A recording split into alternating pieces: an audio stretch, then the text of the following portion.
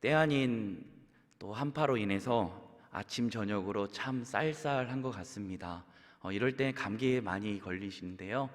또 코로나까지 겹쳐 있어서 굉장히 힘든 시간들을 보내고 있습니다. 이럴 때 더욱더 강건하시길 주님 안에 소망합니다. 우리는 지금 출애굽기를 바라보고 있습니다. 출애굽기는요, 굉장히 중요한 책 중에 하나입니다.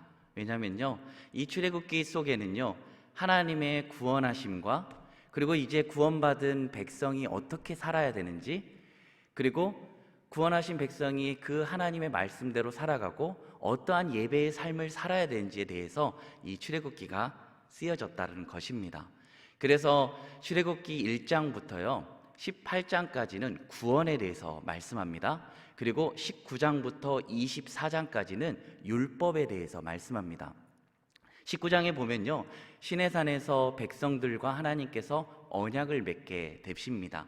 그 언약을 맺는 것은 바로 이 이스라엘을 내 군대, 내 이스라엘 자손으로 삼아주시고 거룩한 나라, 제사장 나라가 되게 하여 주시기 위해서 바로 그렇게 언약을 맺습니다. 그리고 나서 25장부터 40장까지는 성막에 대해서 나옵니다. 말씀하신 그대로 그 성막을 하나도 한치의 오차도 없이 그 성막을 하나님께서 말씀하신 대로, 보여주신 대로 그대로 짓는 것을 보게 됩니다. 성막이 무엇입니까? 성막은 예배입니다. 그래서 이제 구원받은 백성들이 하나님의 말씀을 듣지 않았던 그들이 이제는 하나님의 말씀을 듣게 되고, 그리고 하나님의 말씀대로 살아가는 삶을 통하여 이제 성막을 만들게 되는데, 그게 바로 예배라는 거죠. 그래서 구원받았으면 이제 하나님의 말씀을 준행하고, 그리고 하나님의 말씀을 준행하는 삶 가운데 이제 하나님의 말씀하신 그대로 성막을 지어서 예배의 삶이 되어진다는 겁니다. 그래서 출애굽기에는 구원받은 우리가 어떻게 살아야 되고 이제 어떠한 예배를 드려야 되는지에 자세하게 나와 있다는 겁니다. 거기 이제 구원에 소속된 말씀이 바로 오늘 8장 1절부터 15절 말씀입니다. 출애굽기에는 이제 10가지 재앙이 나옵니다. 그런데 오늘 우리가 살펴보고 있는 재앙은 어제에 이어서 나일강이 피로 변하는 그 피, 첫 번째 재앙과 오늘은 두 번째 재앙, 개구리 재앙입니다. 사실 출애굽기의 10가지 재앙은요, 애굽에 있었던 그 애굽인들이 섬기고 우상 숭배했던 그런 신들이 있습니다. 그 신들에 대한 심판입니다. 그러니까 개구리도 마찬가지로 그런 애굽 사람들이 풍요와 다산으로 섬겼던 바로 우상 신들이었습니다. 오늘 말씀의 제목은 개구리의 순종, 사람의 불순종입니다. 오늘 말씀의 구조를 좀 살펴보면요, 세 단락으로 나눌 수 있습니다. 첫 번째는요, 1절부터 6절까지는 개구리 재앙을 경고하시고 집행하는 말씀이 나오고요, 두 번째 단락은 7절부터 11절까지 이제 애굽의 요술사들도 개구리로 올라오게 합니다. 그러나 없애지는 못했죠. 그래서 바로가 일시적으로 모세에게 요구합니다. 그리고 그것을 수용하는 내용이 나옵니다. 그리고 이제 마지막 단락인 12절부터 15절은요, 모세가 기도하자 개구리가 재앙이 끝이 나지만 바로가 첫 번째 약속을 번복하는 내용이 나옵니다. 그 다음 오늘 말씀에 나타난 하나님은 어떤 분이십니까? 1절, 2절 말씀을 함께 다시 읽도록 하겠습니다. 여호와께서 모세에게 이르시되 너는 바로에게 가서 그에게 이르기를 여호와의 말씀에 내 백성을 보내라. 그들이 나를 섬길 것이니라. 내가 만일 보내기를 거절하면 내가 개구리로 너의 온 땅을 치리라. 아멘. 바로 말씀하신 그대로 행하시는 하나님이시라는 겁니다. 오늘 우리가 늘 잊지 말아야 될 사실은 하나님께서는요, 말씀하신 그대로 행하신다는 겁니다. 그래서 민수기 23장 19절 말씀은 이렇게 말씀합니다. 하나님은 사람이 아니시니 거짓말을 하지 않으시고 인생이 아니시니 후회가 없으시도다. 어찌 그 말씀하신 바를 행하지 않으시며 하신 말씀을 실행하지 않으시랴. 아멘. 그런데 우리는 어떠한가요? 우리들의 생각과 경험과 지식을 가지고 하나님의 주신 말씀을 믿지 못하고 내 마음대로, 내 고집대로 행하거나 불순종할 때가 얼마나 많은지 모릅니다. 하나님께서는 창세기 3장 15절 말씀을 통하여 약속하신 구원을 신실하게 이루어가시는 걸 보게 됩니다.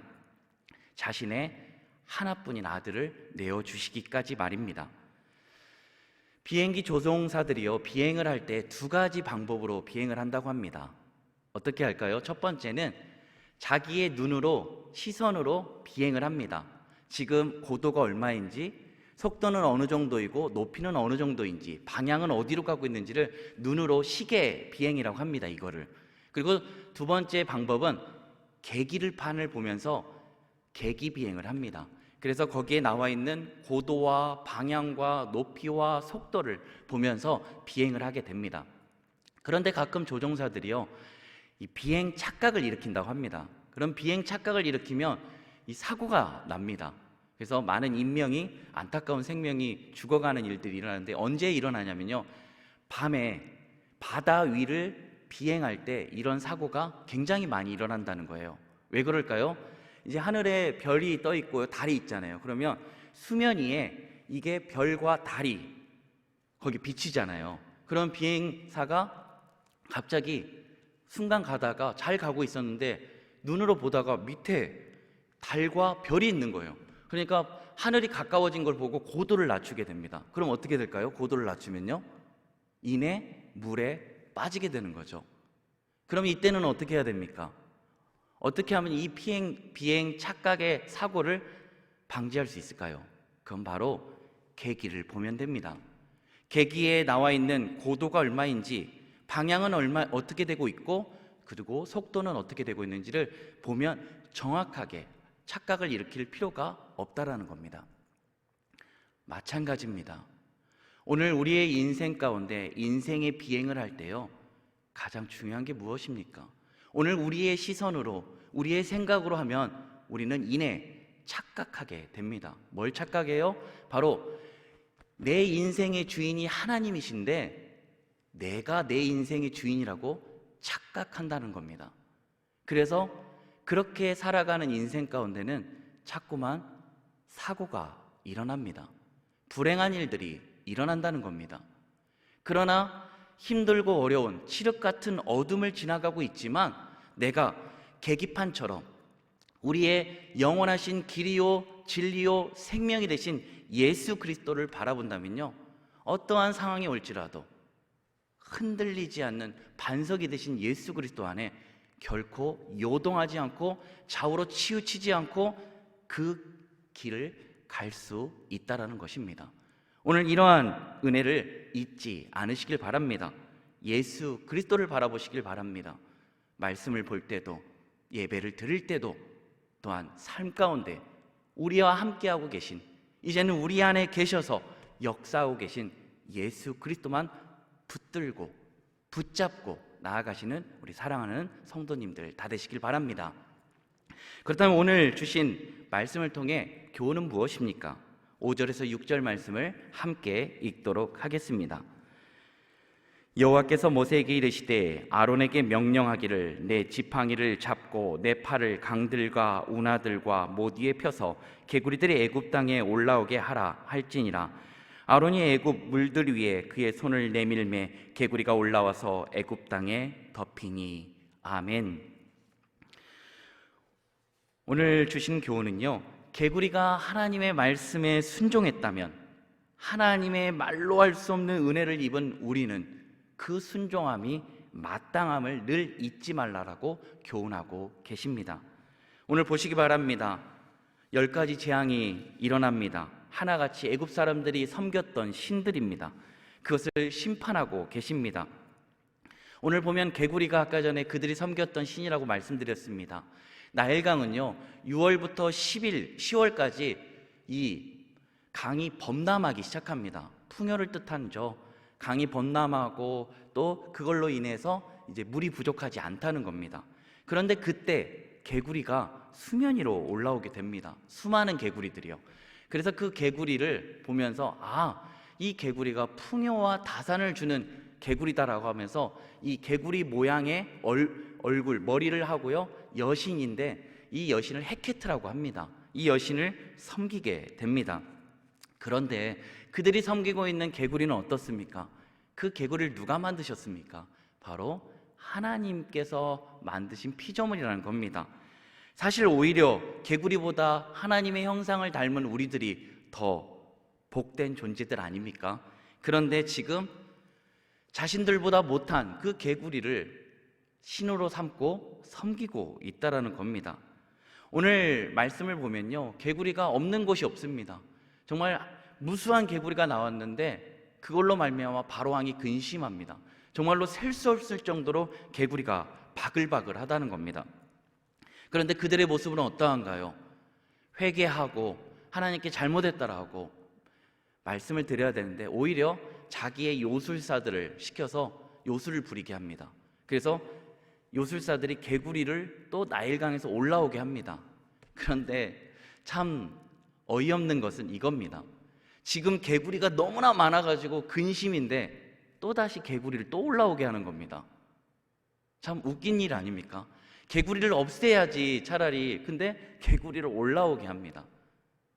그래서 이제 바로왕이 모세에게 이제 부탁을 하는 겁니다. 사랑하는 성도 여러분, 오늘 개구리를 보십시오. 개구리가 하나님의 말씀, 너희 나일강에서 올라와라.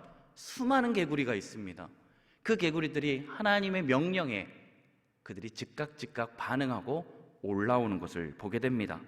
그렇다면 오늘 생명과 바꾼, 목숨과 바꾼 그 사랑을 받은 우리들은 얼마나 하나님의 말씀에 순종하며 살아가고 계십니까? 우리는 예수님을 믿고 구원받으면 자연스럽게 착해지고 선하게 사라진다라고 생각합니다. 그런데 살아보시니 정말 그게 말처럼 쉽게 되시던가요? 아니죠.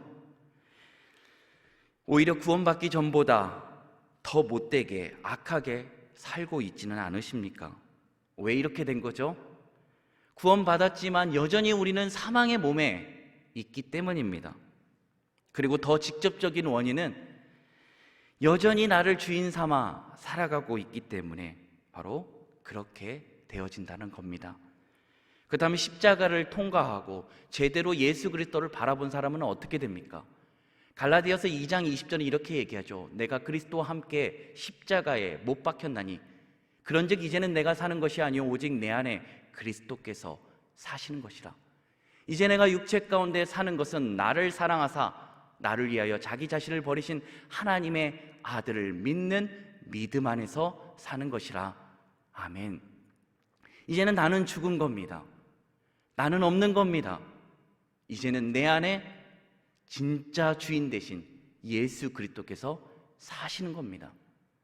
그래서 그 인생이 오직 하나님의 말씀을 따라 순종하는 삶이 되어지는 겁니다. 그러나 내가 살아있으면 어떻게 됩니까? 하나님의 말씀을 듣지 않으려 합니다. 왜냐하면 내가 주인 되었기 때문입니다. 그러나 내가 주인됨을 내려놓고 하나님의 하나님 되심과 주인 되심을 인정할 때 어떻게 됩니까? 내가 하나님께로부터 말로 할 수 없는 은혜를 입었지. 하나밖에 없는 독생자 예수 그리스도를 나에게 내어주심으로 말미암아 구원해 주셨지. 그 은혜를 하늘을 두루마리 삼고 바다를 먹물 삼아도 내가 갚을 수 없지 라고 생각하니 어찌 찬양하지 않을 수 있으며 어찌 감사하지 않을 수 있겠단 말입니까? 오늘 그러한 감사와 찬양이 하나님의 하나님 되심과 주인 되심이 회복되는 시간 되기를 원합니다. 그래서 이제 오늘 개구리도 순종했던 그 순종, 하나님의 말씀에 순종했던 그 순종의 모습이 오늘 우리를 위하여 하나님의 말씀에 순종하기 위해요 자기의 생명을 아낌없이 내어주신 예수 그리스도를 닮아 그 예수 그리스도로 살아가는 역사를 통하여 오늘 우리가 나아가길 원합니다. 그래서 우리의 인생 가운데 때론 힘들고 어려운 일들 많겠지만 그때마다 우리가 봐야 될 게 무엇입니까? 길이요 진리요 생명이 되신 예수 그리스도. 이제는 내가 사는 것이 아니오 오직 내 안에 그리스도께서 살아 역사하시는 그 은혜가 오늘 이 새벽에 나온 우리 사랑하는 성도님들과 또한 온라인에서 예배드리는 많은 성도님들의 삶 가운데 또한 이 신앙교회 위에 가득 넘치게 되는 은혜가 오늘 우리의 삶 가운데 계속 이어지고 펼쳐지게 되길 예수님 안에 간절히 소망합니다.